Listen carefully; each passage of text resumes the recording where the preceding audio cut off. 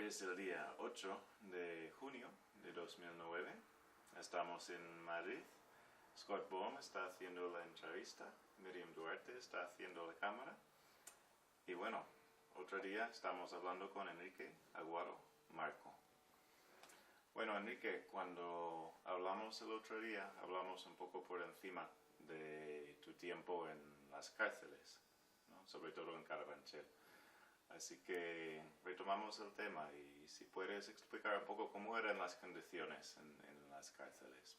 ¿Cómo eran? Las condiciones en las cárceles. Hombre, las condiciones, desde luego, pues no es que fueran, desde luego, es una cárcel. Y claro, pues la comida en las cárceles tampoco es de 5 estrellas. Pero bueno, el problema, allí, nosotros no lo pasábamos mal, porque enviaban paquetes de todas las partes. Y como había de todas las partes, porque había desde luego, pues un proceso de asturianos había lo menos 15 o 20, de un proceso. Y a los asturianos sobre todo les enviaban hasta fabadas preparadas y comida de latas, de por aquí, de por allá, de todas las suertes. En eso nosotros en la cuestión de la comida no teníamos, porque luego pues había lo otro. Y en la cuestión de estancia, bueno, pues como no tenías nada que hacer, pues salías al patio o jugabas a la pelota en el patio o jugabas al fútbol o cosas de esas. Y así se pasaban los días. Ahora, de lo que te quería decir es que el día de Nochebuena del 64 formamos una zapatista de Cristo los cojones. En Carabanchel. Sí, dentro. Una zapatista de Horda. Se movilizó todo no solamente los que había en la cárcel, sino de fuera.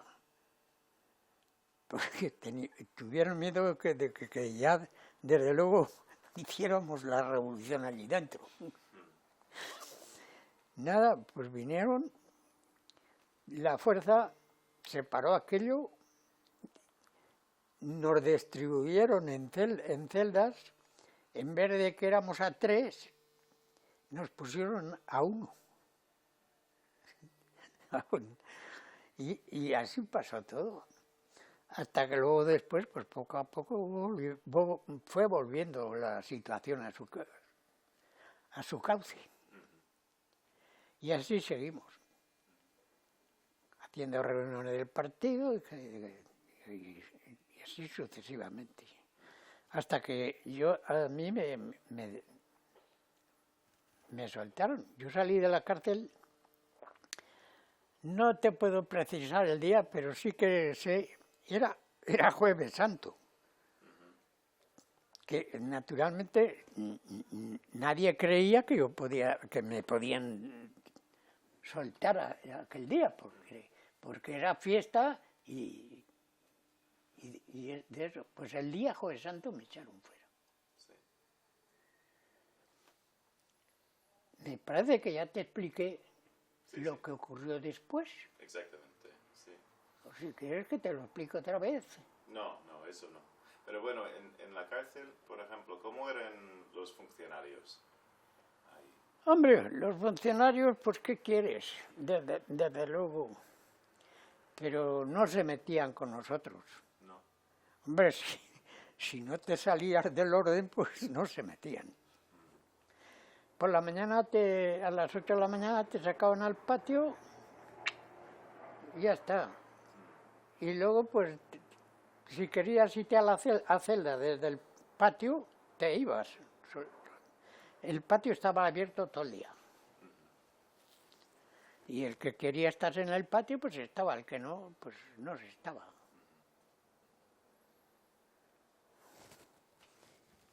Y así se pasó hasta que me dieron suelta. Y ocurrió lo que ocurrió, que ya te lo expliqué. Sí, sí. Que estuvo desde luego, bueno, si no es por esa casualidad de las casualidades, a mí no me dan el pasaporte ni por hostias para volver. Pero fíjate qué casualidad. Ir a topar con el propio abogado, donde el director de fronteras vivía en una casa de su padre. Y ahí ya te expliqué, y cuando fuimos con el abogado, desde luego abajo, empezaron a tratarnos pero de mala manera. Y ya le tuvo que decir él, señor, que yo soy su abogado. Desde luego.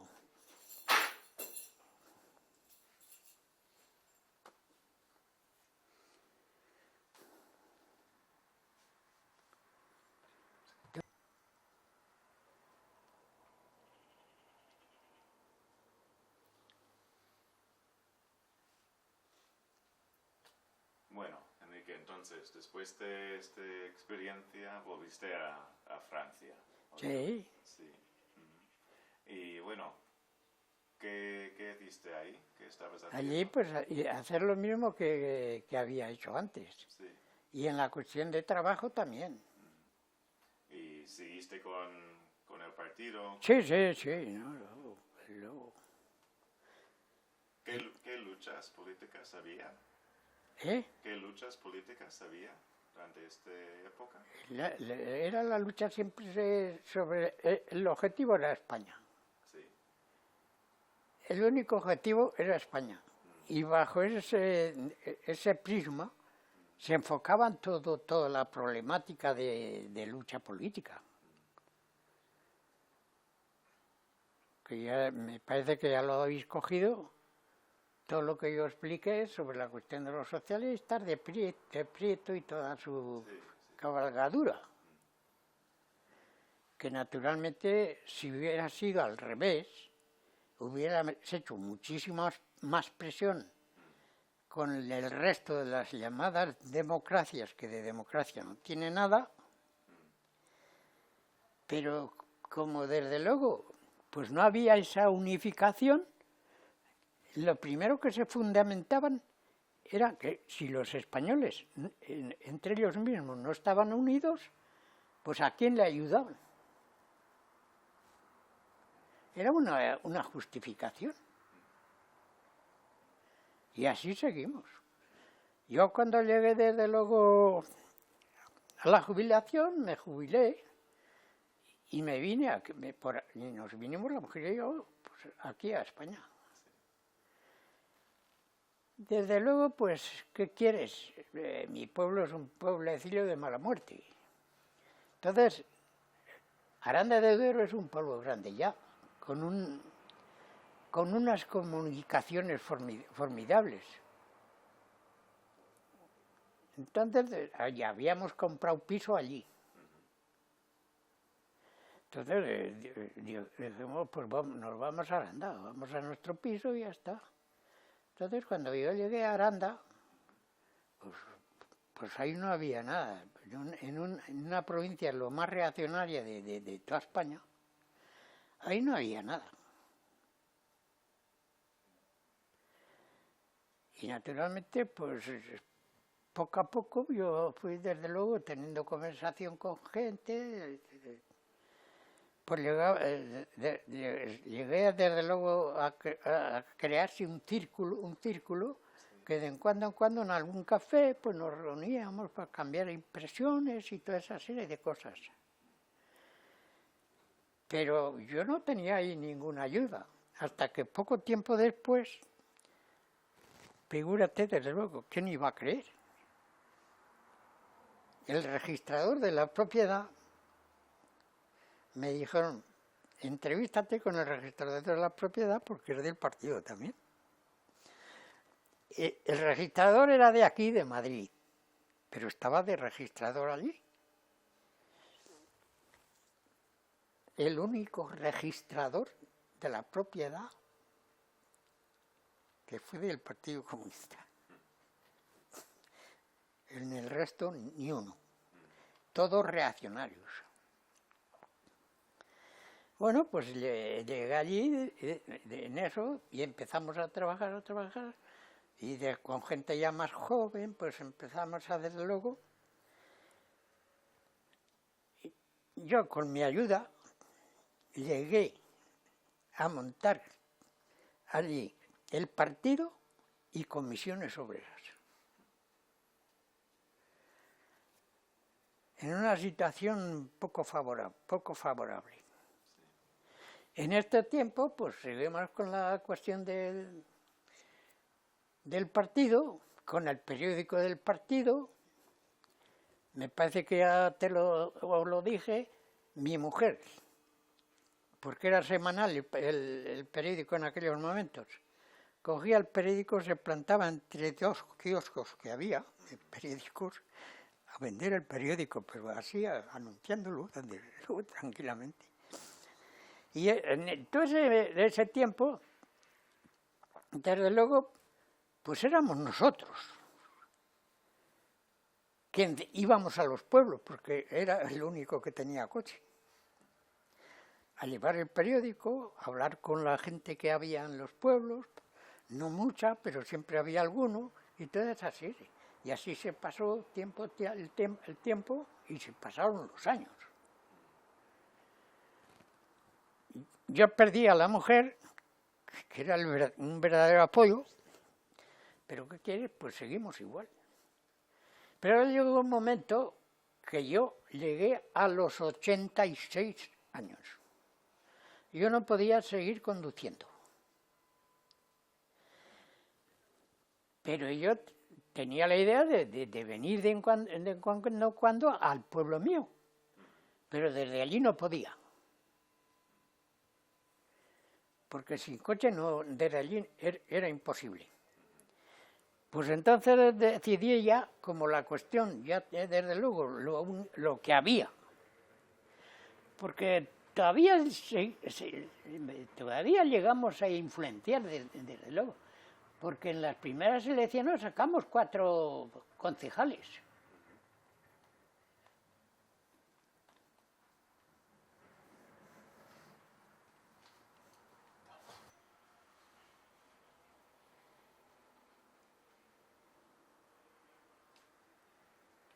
No, en aquellos momentos el franquismo estaba en pleno auge.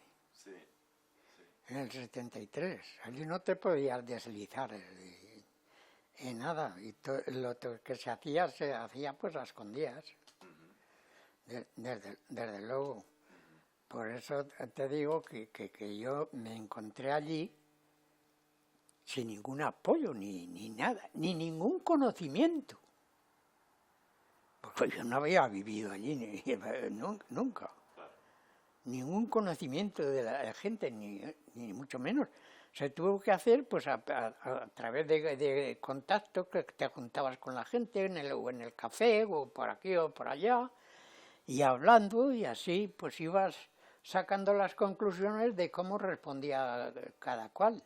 Sí. Claro, y había gente ya en aquellos momentos, desde luego, pues que ya la gente naturalmente... Porque es que es curioso, que esto no... Es que se hizo una huelga durante el franquismo en Michelín y echaron a muchos. Y claro, pues a través de toda esa serie de contactos ibas tomando desde luego contacto con gente que claro, porque al que lo echaron en Michelín era por algo. Era por algo. Y permitirse una huelga en aquellos momentos, pues eso era desde luego. Y así empezamos. Y así seguía, hasta lo que acabo de contarte. Que me vinieron a decirme que el registrador de la propiedad era del partido también, Y entonces, pues ya, desde luego ya, los contactos se amplificaron enormemente. Y así sucesivamente pasaron toda una serie de acontecimientos hasta que yo llegué a los 86 años y como la cuestión de conducir se acababa, pues nada, yo dije, pues, ¿y a dónde me voy a ir mejor que aquí a Madrid? Por lo menos tenía un sitio de apoyo con esta. Y me vine aquí. Pues ya hace 13 o 14 años, pues 13 años, 14 años que estoy aquí. Y en Arganda, durante los últimos años del franquismo, era fácil encontrar, montar el partido ahí y comisiones. Ah, no. Eso de antes eso pasó después de la transición. Ajá. Pero antes no. Antes podías tener conversaciones con uno, con otro, para ver cómo desde luego se explicaba y toda esa serie de cosas, y ya ver si desde luego era gente que estaba en contra del franquismo o no. Y luego, sobre todo, cuando ocurrió la huelga esa, ya, claro, los conocimientos se amplificaron, porque participó desde luego muchísima gente, pero a los que echaron era ya por algo. Y ahí se amplificó desde luego la cuestión de conversaciones con gente y toda esa serie de líos. Y así se fue sucediendo hasta que yo vine aquí. Pues vine aquí en el 96 vine aquí. Digo en el 96, en el 86. Vine. Inmediatamente yo, desde luego, me puse en contacto con la gente de aquí, que está ahí abajo en la línea del parque, porque eso donde dice Unión Nacional, el local es del partido, a donde está el piso de arriba. De abajo no, pero el de arriba sí. Y desde entonces pues he seguido la vida del partido, todas sus facetas, y aquí estamos. Bueno, pues hablamos un poco entonces sobre los años de la transición. Vale, empezamos con lo de Carrero Blanco. Cuando mataron a él, ¿dónde estabas? ¿Cómo viviste este día? Pues yo estaba allí. Bueno, ¿cómo fue? Nada, luego cuando la cuestión de Carrero Blanco, desde luego estaba allí en Aranda. Claro, es que es curioso, desde luego. Pues nada, se pasó como se pasó. Ahora, vamos a continuar siguiendo. De cuestión de Carrero Blanco, pues se lo cargaron y no hubo más leches. Pero viene la transición. Y ocurre el del Guardia Civil. ¿Cómo se llama ese tío? Del 23F. Ay, sí. Sí, Tejero.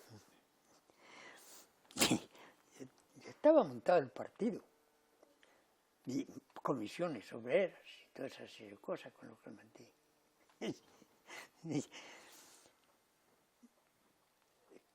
¿Tú crees que todo el mundo que estaba conmigo se asustó?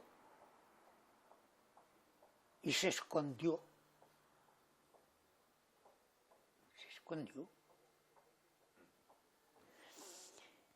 Y yo aquella noche, pues porque yo vivía el polígono, era un barrio pero fuera de Aranda, Y yo le dije a la mujer, pues yo me voy a ver si encuentro alguno. Alguno para hablar y... Pues me di una vuelta por Aranda y no encontré ni a Dios. Se habían largado cada uno por su sitio. Y eso no es más que, desde luego, la adquisición de una experiencia de toda una serie de luchas y atropellos, si quiere decir, que te llega a crearte una especie de seguridad. Pues nada, yo volví, yo no había visto a nadie, porque ya digo, los que había con nosotros de comisiones obreras y del partido se escondieron. Yo llegué a casa y tranquilamente pues me acosté, nos acostamos y esperando a lo que viniera. Y claro, hubo peligro allí mismo en Aranda.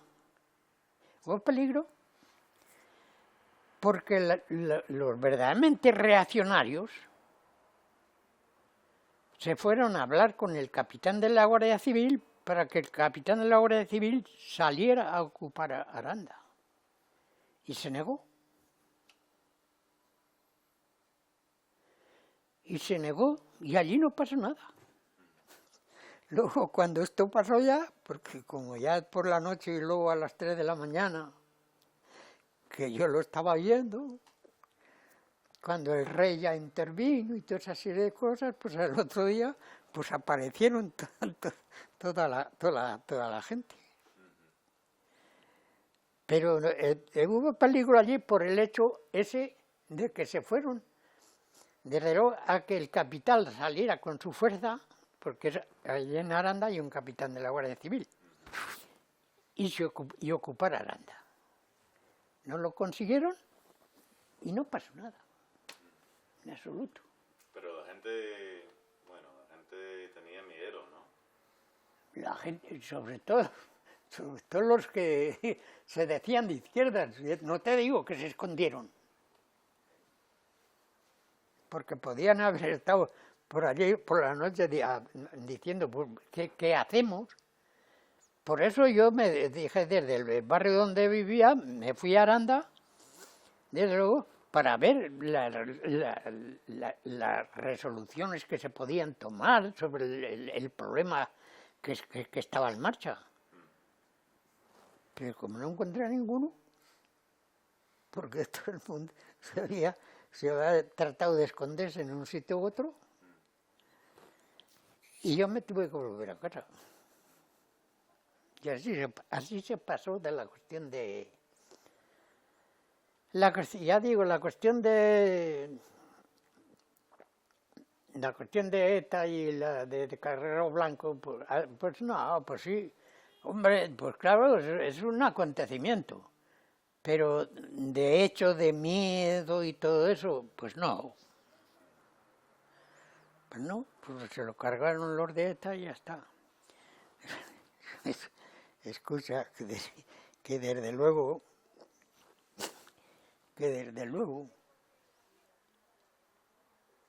es muy posible que tus propios congéneres americanos tuvieran alguna intervención. Porque es que eso no se explica. No se explica que el tío pasara siempre por el mismo sitio, de acuerdo.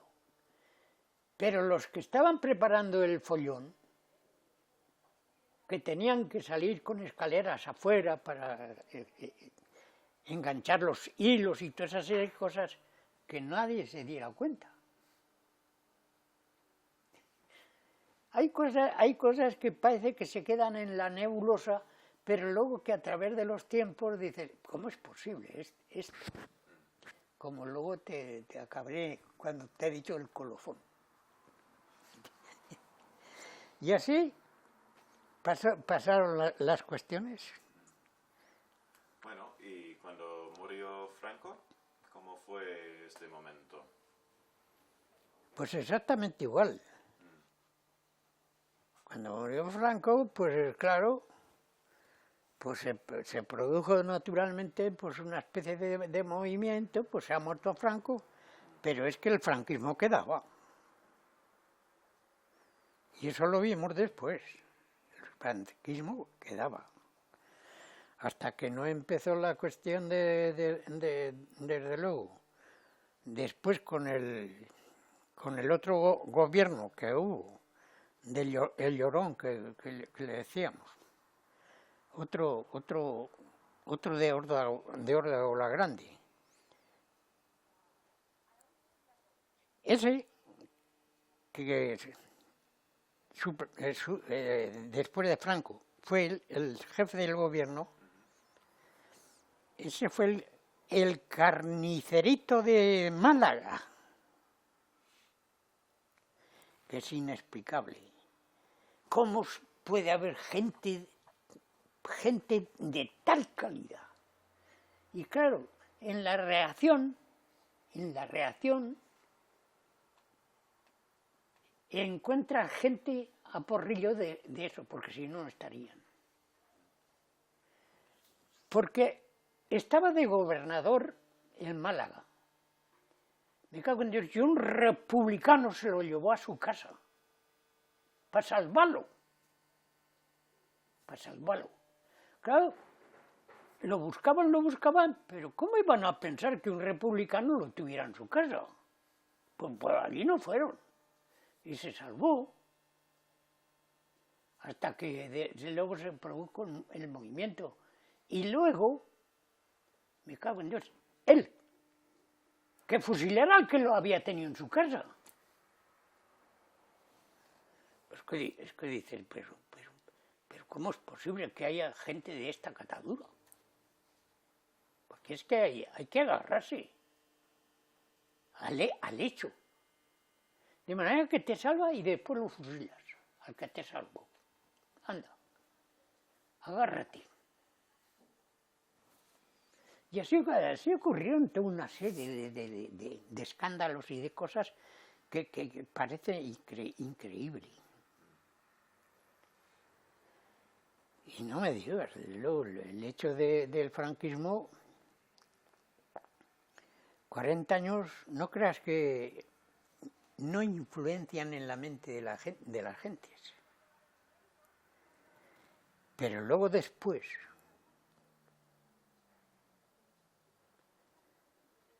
de terminar la guerra, la represión, las barbaries que hizo, tuvieran una influencia brutal en la mentalización de las gentes, por el miedo.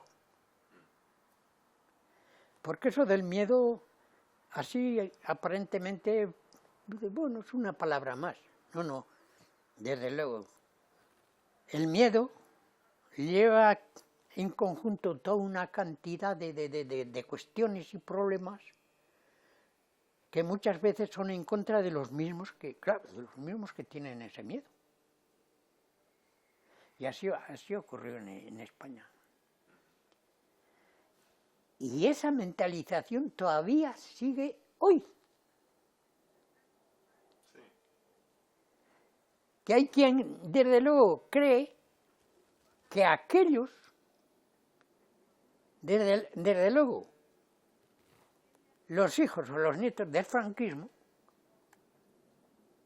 son los que le vayan a ayudar cuando pasaron 40 años, desde luego, ya digo, en la represión, en la miseria, en el hambre, y creen que los van a salvar. ¿Tú crees eso? ¿Tú crees eso? Que los van a salvar los mismos que los asesinaron. El problema está ahí. Y así hemos llegado hasta aquí. Sí. Bueno, hablando un poco más sobre los años de la transición, ¿cómo fue las primeras elecciones o cuando el partido estaba por primera vez legal en España. ¿Cómo fue estos pasos? ¿Cómo viviste estos momentos? Joder, desde luego, naturalmente, cuando desde luego aceptaron al partido, pues claro, es naturalmente salir de una clandestinidad brutal. Y además, con toda la cantidad de asesinatos que el franquismo hizo de comunistas, salir a un momento de libertad, pues eso produce desde una expansión mental algo grande. Y claro, si quieres que sigamos por ese tema, que ya me parece que lo tratamos, ya metemos el colofón. Y me tengo que ir a orinar otra vez, o mear, como quieras.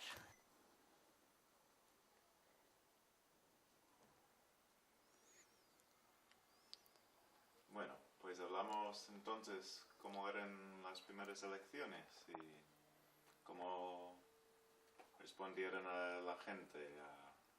Pues desde luego es que en aquellos momentos, como era desde luego la primera expansión de la gente, pues ya te digo, que ya te lo había anunciado antes, sacamos cuatro concejales Sí. allí en Aranda. Sí. En un sitio, desde luego, que carca hasta dejarse las obras. Pero estuvo bien, porque había un ambiente, desde luego, pues naturalmente empezamos a hacer propaganda, desde luego el diputado que habían puesto allí era Marco Sana, el preso que estuvo 23 años sin salir de la cárcel. Tuvimos un meeting con él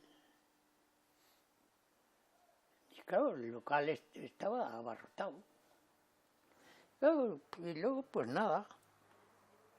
Y hemos seguido a través de los tiempos, mismo después de haber yo salido de allí, haberme venido aquí, manteniendo concejales allí, por lo menos 2 concejales. Claro, quedó un ambiente creado. Siguen manteniéndolo 2 concejales en el... Pero la primera vez sacamos 4.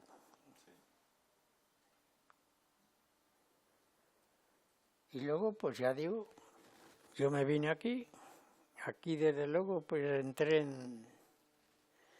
en contacto, he seguido la vida completamente, desde luego, como siempre. Hasta hoy ya que no puedo, como aquel que dice, pues no puede moverse, como estoy ya en las últimas, y eso ya de dar saltos y correr naranjas.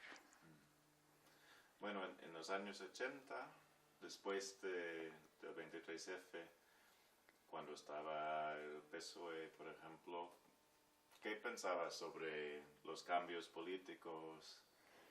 ¿Que se iban a producir? ¿Qué opinabas sobre de la política del PSOE durante los años 80, por ejemplo? Y eso ya está explicado en el exilio. Cuando en el exilio se tiene una posición contraria, los resultados que se puedan obtener, no importa en qué momento, va a ser la misma, contraria.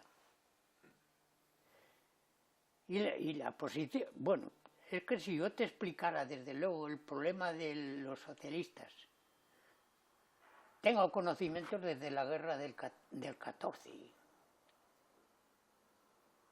de la guerra del 14. Si yo te empezara desde luego a remover en todos los actos que se ha participado y toda esa serie de cosas, y cómo se han comportado, ya tendríamos otra sesión. entera. Es que es una vergüenza. En el exilio fueron ellos los que desde luego no dejaron presionar a las llamadas democracias, porque a mí una democracia es cuando es democracia, no cuando se dice. Porque se dice, sí, democracia, y te hartan desde luego, te hartan todo el tiempo y en todo momento, democracia, democracia. ¿Pero qué democracia ni qué niño muerto? Si eso no es democracia. Es todo lo contrario. Entonces, ¿por qué se le llama democracia? Y los socialistas desde el primer momento se han portado. No, pero si es que yo muchas veces me pregunto, pero ¿y cómo son capaces? Porque es una verdadera mentira que se sigan llamando con esas siglas. Porque si desde un momento determinado hubieran adquirido las siglas de socialdemócratas, yo lo hubiera admitido. Pero Partido Socialista Obrero Español, pero vamos, ¿eso a quién se le ocurre? No se le ocurre más que a ellos. Y luego no se le ocurre más que a toda una gente que no tiene ni el mínimo conocimiento de nada, ni del pasado, ni del presente, ni del porvenir. Pues la siguen manteniendo ahí, con ese despotismo. Porque si la gente se fuera capaz de comprender, podría hacer comparaciones. ¿Cómo es posible que se llaman socialistas, obreros español, y luego actúen como una socialdemocracia y en ciertos puntos, emplean un lenguaje y una metodología para engañar a la gente, que no tiene ni puta idea de nada, como está pasando.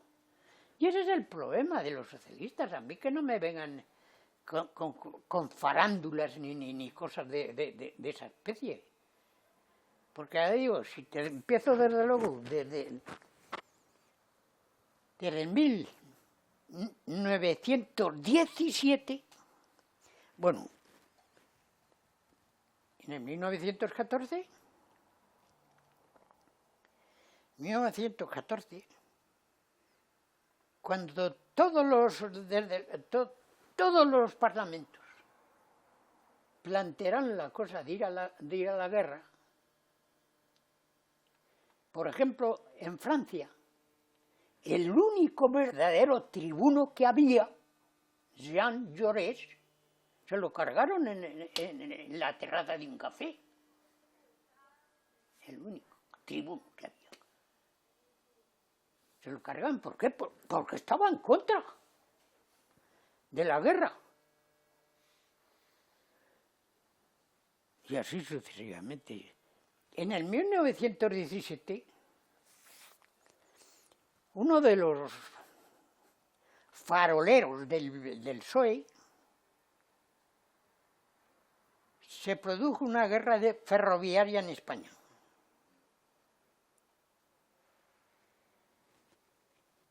Acabó, él se largó y los ferroviarios, el que no pudo escapar desde luego a Francia, pues fue a la cárcel. Si seguimos el tramo,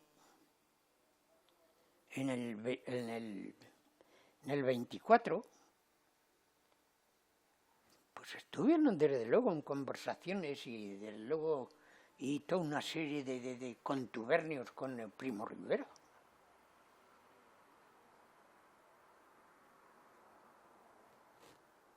Y así sucesivamente. Y luego parece que cambiaron un poco cuando ya empezó desde luego a que la idea de la cuestión republicana contra la monarquía pues empezó a hacerse paso entre la gente. Y parece que... Y luego, desde luego, pues, ¿qué quieres? Durante el gobierno de la República, que estuvieron también en el gobierno, y no me digas, Prieto.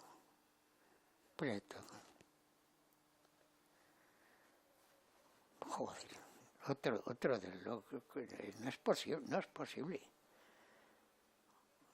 El tripote. Otro. Que era el que en aquellos momentos era el que llevaba la voz cantante para haber declarado, que ya me parece que comentamos esto, para haber declarado una guerra general en el país, cuando ocurrió lo de los sucesos de Jaca.